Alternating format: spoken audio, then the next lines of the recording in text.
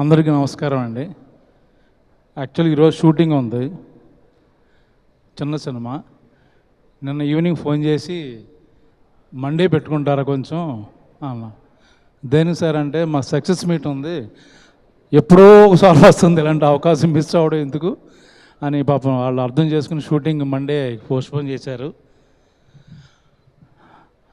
Cinema hit అయిందో లేదో తెలియడానికి నా ఎక్స్పీరియన్స్లో నాకు తెలిసి రివ్యూస్ కాదు, మాలాంటి యాక్టర్స్కి మార్నింగ్ షో అయిపోయిన తర్వాత మధ్యాహ్నం నుంచి ఫోన్లు వస్తుంటాయి, మెసేజ్లు వస్తుంటాయి.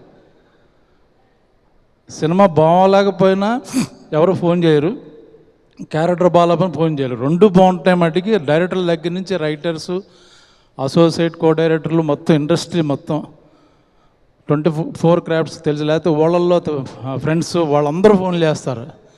చాలా చాలా కాలం తర్వాత నాకు నిన్న సాయంత్రం నుంచి ఫోన్ రింగ్ అవుతూనే ఉన్నాయి. ఈరోజు కూడా చాలా మెసేజ్లు. దాన్ని బట్టి సినిమా బాగా అందరికీ నచ్చుతుంది అని కన్ఫామ్ చేసుకున్నమాట. నచ్చేసింది, ఇట్స్ గోయింగ్ టు బి ఇంకా బ్లాక్ బస్టర్ అని అర్థమైపోయింది. నన్ను ఈ క్యారెక్టర్లో ఊహించాడు డైరెక్టర్, చాలా థ్యాంక్స్ చెప్పాలి. మెసేజ్ల తర్వాత చూసుకోవచ్చు, మళ్ళీ రాదు ఇలాంటి అవకాశం. ఓకే, మామూలు రెగ్యులర్గా నాకు బ్రహ్మాజీనే ప్రజెంట్ చేసి చిన్న చిన్న వేరియేషన్ చేశాను. బట్ చాలా కాలం తర్వాత ఇప్పుడు నాగార్జున గారు నాకు చాలా తృప్తిగా ఉంది అన్న, నాకు కూడా చాలా తృప్తిగా ఉందండి. ఒక యాక్టర్కి ఒక డిఫరెంట్ గెటప్లో అందులోంచి చిన్న పేరు రావడం అనేది థ్యాంక్ యూ నందు, ఆలోచించినందుకు. దాని వెంటనే ఈ క్యారెక్టర్ నన్ను అనగానే ఓకే చెప్పాను మా నాగ్ గారికి, అఖిల్కి చాలా థ్యాంక్స్. నేను షూటింగ్లో అఖిల్తో అనేవాడిని, బ్లాక్ బస్టర్ సినిమాలో ఉండాలంటే సోలో ఓన్లీ వన్ క్యారెక్టర్ మీద ఎప్పుడు బ్లాక్ బస్టర్ రావు, ఒక సూపర్ హిట్లు అవుతాయి ఎంత తప్పించి. చాలా క్యారెక్టర్లు బాగుంటేనే అని చెప్పాను, అది మళ్ళీ ప్రూవ్ చేసింది.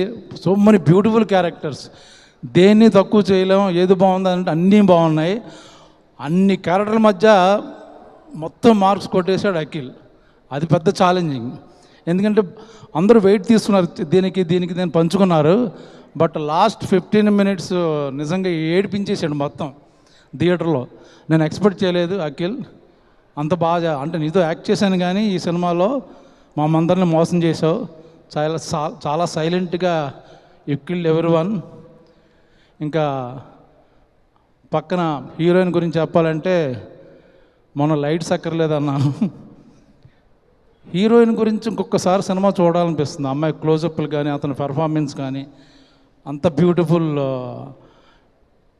అంత గొప్ప టాలెంటెడ్ ఉన్న అమ్మాయితో నా కాంబినేషన్లో చేశాను. చాలా చాలా చాలా భవిష్యత్తు ఉంది అమ్మాయి, చాలా పెద్ద రేంజ్లోకి వెళ్ళిపోద్ది.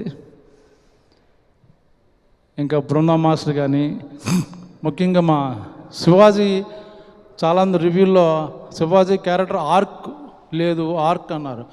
ఇన్నేళ్ళైంది ఇండస్ట్రీలోకి వచ్చాక, ఏంటో ఆర్క్ అంటే నాకు కూడా తెలీదు.